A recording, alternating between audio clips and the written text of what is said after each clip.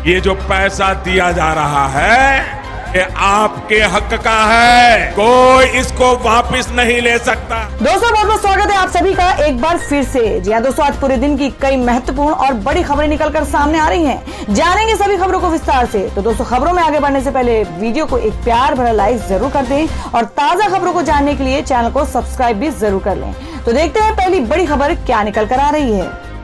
BJD ने केंद्र को दी चेतावनी, कहा अगर 10 दिन में एलपीजी की कीमतें नहीं घटाई तो तेज होगा आंदोलन।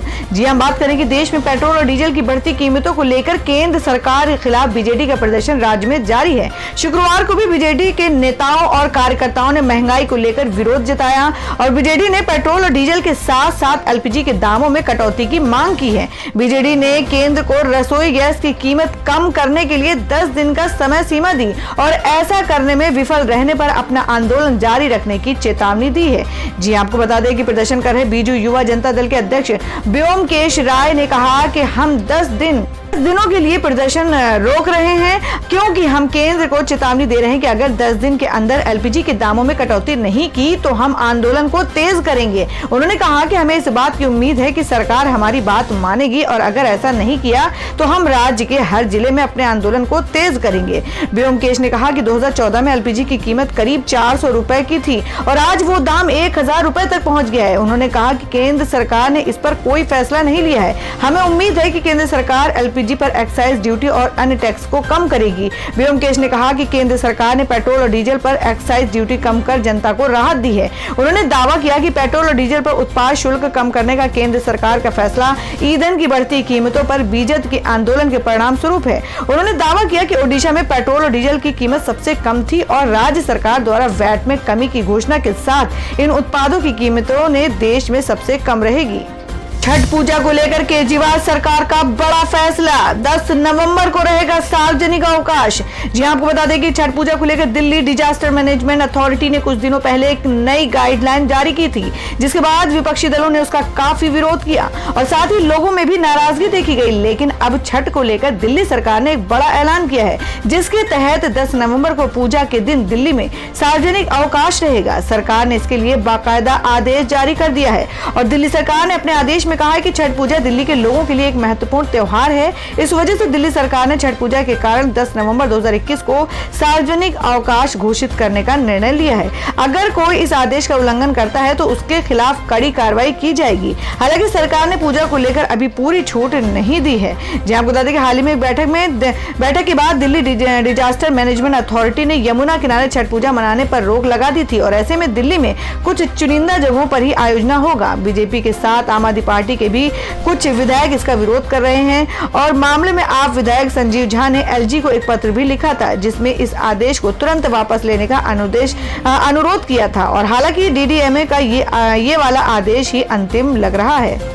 2023 तक पूरा हो जाएगा राम मंदिर का कार्य। दिसंबर 2023 से भव्य मंदिर में श्रद्धालु कर सकेंगे रामलला की पूजा। जी आपको बता दें कि राम भक्तों के लिए अयोध्या से एक अच्छी खबर आई है। अयोध्या में भव्य राम मंदिर निर्माण का कार्य जोर शोर से जारी और इसी महीने इसके नींव का कार्य पूरा होने की संभावना है और दिसंबर 2023 से भगवान श्री राम के इस नए भव्य मंदिर में श्रद्धालु रामलला की पूजा अर्चना कर पाएंगे। श्री राम जन्मभूमि तीर्थ क्षेत्र ट्रस्ट के महासचिव चंपत राय की सहयोगी के तौर पर मंदिर निर्माण का कार्य देख रहे विश्व हिंदू परिषद के केंद्रीय सह मंत्री गोपाल ने बताया कि मंदिर की बुनियाद का कार्य लगभग पूरा होने जा रहा है और अभी 1.5 मीटर राफ्ट का कार्य तेजी से चल रहा है और अगले 15 दिनों में ये कार्य संपन्न हो जाएगा और इसी के साथ मंदिर की नींव के निर्माण का कार्य इसी महीने में पूरा हो जाएगा। उन्होंने बताया कि ट्रस्ट का प्रयास है कि दिसंबर 2023 तक मंदिर को भक्तों के लिए खोल दिया जाए। उससे पहले मंदिर निर्माण का कार्य संपन्न कर भगवान को वहां विराजमान करने का लक्ष्य है। परिवार सहित मुकेश अंबानी के लंदन बसने की खबर का रिलायंस ने किया खंडन, बताया आधारहीन। जी हम बात करें कि देश के सबसे अमीर व्यक्तियों में शुमार और रिलायंस इंडस्ट्रीज लिमिटेड के चेयरमैन मुकेश अंबानी के परिवार सहित लंदन में बसने की खबर का कंपनी ने खंडन किया है। RIL ने इसे लेकर एक बयान जारी किया और इसे पूरी तरह से आधारहीन बताया है। कंपनी ने अपने बयान में कहा है कि अखबार में हाल ही में आई एक रिपोर्ट के कारण सोशल मीडिया पर अनुचित और निराधार अटकलें लगाई जा रही हैं और इसमें अंबानी परिवार को लंदन के स्टॉक पार्क में आंशिक रूप से रहने की योजना की बात कही जा रही है। रिलायंस इंडस्ट्रीज लिमिटेड स्पष्ट करना चाहेगा कि चेयरमैन और उनके परिवार की लंदन या दुनिया में कहीं और रहने की कोई योजना नहीं है। कंपनी ने आगे बताया कि इसके अलावा RIL समूह की कंपनी RIIHL ने हाल ही में एक स्टॉक पार्क एस्टेट का अधिग्रहण किया है। कंपनी ये स्पष्ट करना चाहती है कि संपत्ति के अधिग्रहण का उद्देश्य दिशा निर्देशों और स्थानीय नियमों का पूरी तरह से अनुपालन करते हुए इसे एक उत्कृष्ट गोल्फिंग और स्पोर्टिंग रिसोर्ट के रूप में बढ़ाना है और इस अधिग्रहण से समूह के तेजी से बढ़ते उपभोक्ता कारोबार में इजाफा होगा और साथ ही ये विश्व स्तर पर भारत के प्रसिद्ध हॉस्पिटैलिटी इंडस्ट्री के पदचिन्ह का भी विस्तार करेगा। दोस्तों, अगर आप भी अपने गांव, शहर या राज्य की खबर देखना चाहते हैं तो कमेंट में अपने गांव, शहर या राज्य का नाम जरूर लिखें और अगर आपको अभी तक किसी भी सरकारी सुविधा का लाभ नहीं मिला है तो वो भी कमेंट करके जरूर बताएं कि सरकार की कौन सी योजना आप तक नहीं पहुंची है, जिससे कि आपकी बात हमारे चैनल के माध्यम से सरकार तक पहुंच जाए। तो चलिए बढ़ते हैं अगली बड़ी खबर की ओर। नवजोत सिंह सिद्धू ने एक माह बाद पंजाब कांग्रेस अध्यक्ष पद से इस्तीफा वापस ले लिया। जी हम बात करें कि कांग्रेस लीडर और पूर्व क्रिकेटर नवजोत सिंह सिद्धू ने पंजाब प्रदेश कांग्रेस कमेटी के अध्यक्ष पद से अचानक इस्तीफा देने के एक महीने बाद शुक्रवार को अपना इस्तीफा वापस ले लिया है। सिद्धू ने चंडीगढ़ प्रेस क्लब में आयोजित एक संवाददाता सम्मेलन में इसका ऐलान किया। सिद्धू ने स्पष्ट रूप से कहा कि जिस दिन पंजाब को नया महाधिवक्ता AG मिल जाएगा वह कार्यभार संभाल लेंगे। उन्होंने ये भी कहा कि जब आप सच्चाई के रास्ते पर होते हो तो पोस्ट मायने नहीं रखते। 19 जुलाई को PPCC प्रमुख नियुक्त किए गए सिद्धू ने चरणजीत सिंह चन्नी के नेतृत्व वाली नई सरकार में मंत्रियों को विभागों के आवंटन के कुछ मिनट बाद इस्तीफा दे दिया। AICC प्रमुख सोनिया गांधी को लिखे अपने त्याग पत्र में सिद्धू ने कहा कि मनुष्य के चरित्र का पतन समझौता के कोने से होता है। मैं पंजाब के भविष्य और पंजाब के कल्याण के एजेंडे से कभी समझौता नहीं कर सकता, इसलिए मैं पंजाब प्रदेश कांग्रेस कमेटी के अध्यक्ष पद से इस्तीफा देता हूं। कांग्रेस की सेवा करता रहूंगा। सीएम योगी आदित्यनाथ आज अभिभावकों के बैंक खातों में भेजेंगे 1100 रुपए। जाने क्या है योजना।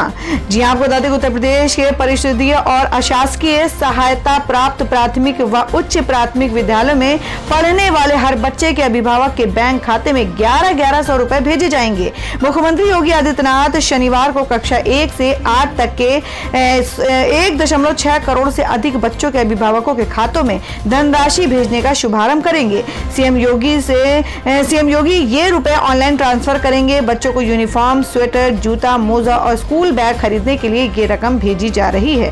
जी आपको बता दें कि मुख्यमंत्री योगी आदित्यनाथ की अध्यक्षता में पिछले दिनों कैबिनेट इस योजना पर मुहर लगा चुकी है और अब हर बच्चे के लिए अभिभावक के बैंक खाते में डायरेक्ट बेनिफिट ट्रांसफर DBT के तहत 1100 रुपए भेजे जाएंगे। सरकार अभिभावकों के खातों में लगभग 1800 करोड़ रुपए की रकम भेजेगी और इस धन से बच्चों को 2 जोड़ी यूनिफॉर्म के लिए 600 रुपए और एक स्वेटर 200 रुपए और एक जोड़ी जूता व 2 जोड़ी मोजे के लिए 125 रुपए और एक स्कूल बैग के लिए 175 रुपए दिए जाएंगे।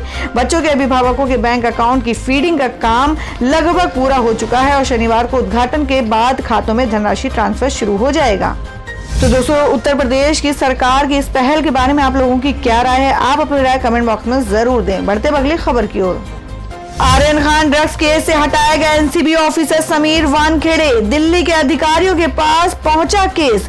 जी हम बात करें कि शाहरुख खान के बेटे आर्यन खान ड्रग्स केस ने NCB के जोनल ऑफिसर समीर वानखेड़े को हटा दिया है और अब इस केस को दिल्ली की NCB टीम देखेगी और इस केस के अलावा 5 और केस का ट्रांसफर NCB की दिल्ली टीम को कर दिया गया है। हालांकि समीर वानखेड़े ने साफ किया है कि उन्हें इस केस से निकाला नहीं गया है।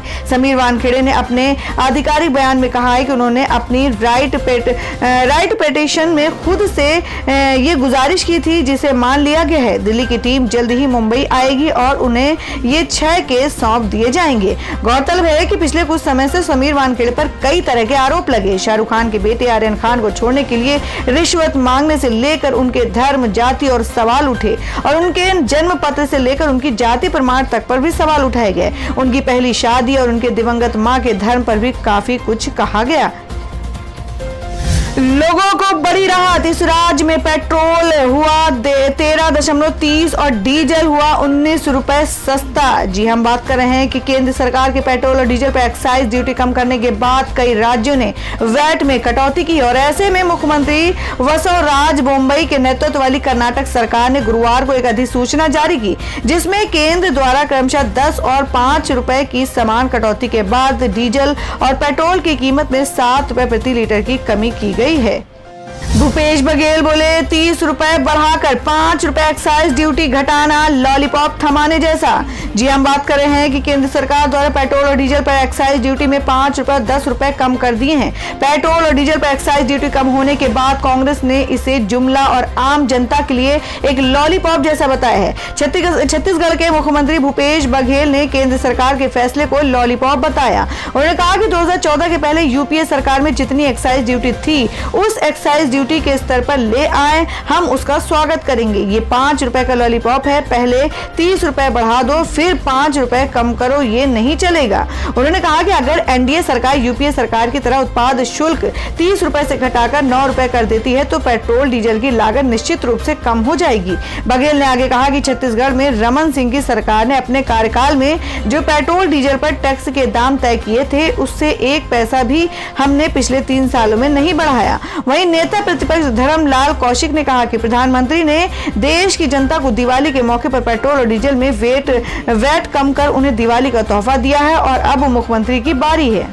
दिल्ली की जहरीली हवा पर गोपाल राय बोले कि बीजेपी के इशारे पर कुछ लोगों ने जानबूझकर जलाए पटाखे। जी हम बात कर रहे हैं कि दिल्ली के पर्यावरण मंत्री गोपाल राय ने राजधानी में वायु गुणवत्ता बिगड़ने के लिए पटाखे और पराली जलाए जाने को जिम्मेदार ठहराया है और इसके साथ उन्होंने कहा कि दिल्ली में कुछ लोगों ने खास मकसद से पटाखे जलाए, इसके पीछे भाजपा है। और वहीं गोपाल राय ने कहा कि दिल्ली के आसपास पराली जलाए जाने की करीब 3500 घटनाओं का असर आज राष्ट्रीय राजधानी में दिखा और इस वजह से वायु गुणवत्ता बिगड़ी है। इसके अलावा गोपाल राय ने कहा कि भाजपा के नेताओं ने हर समय बयान दिए कि पटाखे जलाने से कुछ नहीं होता, ये धर्म और त्योहार का मामला है। अब सभी वैज्ञानिक कह रहे हैं कि पटाखे से प्रदूषण होता है। 2 दिन पहले हवा की जो गुणवत्ता थी वो आज नहीं है। बता दें कि दिवाली की रात पटाखे चलाए जाने की वजह से शुक्रवार की सुबह दिल्ली वायु प्रदूषण अपने चरम पर रहा, तो शनिवार को भी इसके खतरनाक श्रेणी में बने रहने की संभावना है। आज सुबह पूसा मंदिर मार्ग, मेजर ध्यानचंद स्टेडियम, श्रीनिवासपुरी, आनंद विहार, करनी सिंह शूटिंग रेंज और ओखला समेत तमाम इलाकों में AQI 999 दर्ज किया गया, जो कि वायु गुणवत्ता मापने का उच्चतम पैमाना है। और यही नहीं, दिल्ली के 27 निगरानी केंद्रों पर भी वायु गुणवत्ता खतरनाक श्रेणी में दर्ज की गई। हालांकि दोपहर तक हालत में कुछ सुधार हुआ है, लेकिन AQI अभी भी अधिकतर इलाकों में 350 से लेकर 500 के बीच बना हुआ है। दिल्ली के कई क्षेत्रों के लोगों ने गले में खराश और आंखों से पानी आने की शिकायतें की हैं। बिहार में जहरीली शराब से मौतों पर एक्शन में मुख्यमंत्री नीतीश कुमार। हाई लेवल बैठक में 2 टूक, कहा ऐसी घटनाएं बर्दाश्त नहीं। जी हम बात कर रहे हैं कि बिहार के गोपालगंज व पश्चिम चंपारण में 3 दिनों के अंदर जहरीली शराब से मौतों की 2 बड़ी घटनाओं के बाद अब मुख्यमंत्री नीतीश कुमार सख्त नजर आ रहे हैं। शुक्रवार की देर शाम उन्होंने पटना स्थित अपने सरकारी आवास पर हाई लेवल बैठक की और बैठक में उन्होंने अधिकारियों को 2 टूक कहा कि ऐसी घटनाएं बर्दाश्त से बाहर हैं। बैठक में छठ के बाद 16 नवंबर को शराबबंदी को लेकर समीक्षा बैठक करने का भी फैसला लिया गया है। जी आपको बता दें कि बिहार के गोपालगंज में मंगलवार की रात जहरीली शराब पीने के कारण अभी तक 11 लोगों की मौत हो चुकी है और इसके ठीक अगली रात बुधवार को पश्चिम चंपारण में भी ऐसी ही घटना हुई। वहां जहरीली शराब पीने के कारण अभी तक 15 लोगों की मौत हुई है और कुछ दिनों के अंदर ही राज्य में जहरीली शराब पीने से 26 लोगों की मौत से हड़कंप मच गया और इसने बिहार में शराबबंदी कानून की भी पोल खोल दी है। मुख्यमंत्री नीतीश कुमार इससे बेहद खफा बताए जा रहे हैं। गोपालगंज व पश्चिम चंपारण में जहरीली शराब से मौतों के कारण नाराज मुख्यमंत्री नीतीश कुमार ने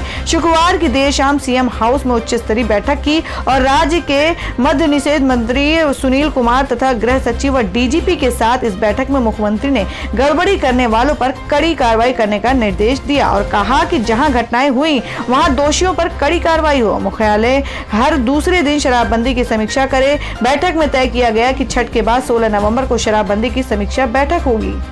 बिहार जाने वाले यात्रियों के लिए चलाई जाएगी 2 जोड़ी स्पेशल ट्रेनें। जी हम बात कर रहे हैं कि अगले सप्ताह छठ का त्योहार है। दिल्ली से हजारों की संख्या में लोग इस त्योहार में बिहार की यात्रा करते हैं और ऐसे में बिहार जाने वाली यात्रियों के लिए भारतीय रेलवे ने बड़ी घोषणा की है। छठ पूजा में लोग आसानी से अपने घर पहुंच सके, इसलिए इंडियन रेलवे की तरफ से दिल्ली से बिहार के लिए 2 जोड़ी स्पेशल ट्रेनें चलाई जा रही हैं और इस बात की जानकारी एक आधिकारिक सूचना से दी गई है। जानकारी के अनुसार भारतीय रेलवे की तरफ से शुरू की जा रही है और ये दोनों ट्रेन दिल्ली को बिहार के कटिहार शहर से जोड़ेंगे। रेलवे की तरफ से विशेष ट्रेनों को चलाने का निर्णय यात्रियों की भीड़ को कम करने के मद्देनजर लिया गया है। बिहार के सबसे प्रमुख त्योहारों में से एक छठ पूजा का त्योहार ऐसे में भारी तादाद में लोग इस दौरान बिहार पहुंचते हैं। यात्रियों की संख्या ज्यादा होने की वजह से कई बार कंफर्म रिजर्वेशन की भी समस्या सामने आती है और कई बार लोग अपने घर नहीं पहुंच पाते। ऐसे में सभी को कंफर्म रिजर्वेशन मिले, इसलिए ट्रेनों की संख्या को बढ़ाया गया। 11 नवंबर को छठ पूजा का त्योहार है। इससे पहले भी भारतीय रेलवे की तरफ से छठ पूजा के लिए 20 ट्रेनें बढ़ाई गई थी और ये 20 ट्रेनें देश के अलग अलग राज्यों के लिए चलाई जा रही हैं। तो दोस्तों ये थी अब तक की सभी बड़ी खबरों की अपडेट्स। टुडे ब्रेकिंग न्यूज और लेटेस्ट खबरों को देखने के लिए हमारे चैनल को सब्सक्राइब जरूर कर लें, वीडियो को लाइक और शेयर भी जरूर कर दें अपने दोस्तों और रिलेटिव्स के साथ। तो दोस्तों फिर मिलेंगे काम की खबरों और सरकारी योजनाओं की एक और नई वीडियो के साथ। तब तक के लिए धन्यवाद दोस्तों।